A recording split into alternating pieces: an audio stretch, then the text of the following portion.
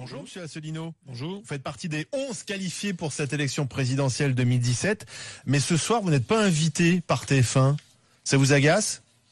Je vais pas dire que ça me réjouit, bien entendu. Je suis comme tout le monde, je suis quand même assez choqué, mais je replace tout ça dans un ensemble plus important. En réalité, ce qui est choquant, c'est la loi Urvoas qui a été prise il y a quelques mois et qui maintenant a rompu l'égalité de traitement des candidats. Ça n'aura plus lieu que pendant les 15 derniers jours pour faire prévaloir l'équité. Oui. Or, l'équité, personne ne sait très bien ce que ça veut dire, le mot équité. Voilà. En fait, l'équité, c'est un concept de nature théologique. C'est introduire de la morale par rapport à l'égalité. Normalement, vous savez ce qu'on appelle le commerce équitable. Le commerce équitable, ça consiste à payer davantage un producteur de café en Côte d'Ivoire ou de cacao que ce que normalement il devrait recevoir si on laissait jouer les rapports Nord-Sud.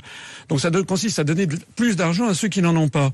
Normalement, si on devait appliquer le principe d'équité en politique, au moment de l'élection présidentielle, on devrait donner plus de temps de parole aux gens comme moi que les Français ne connaissent pas.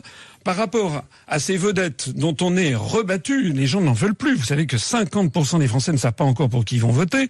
Les gens en ont assez, les gens veulent des nouvelles têtes.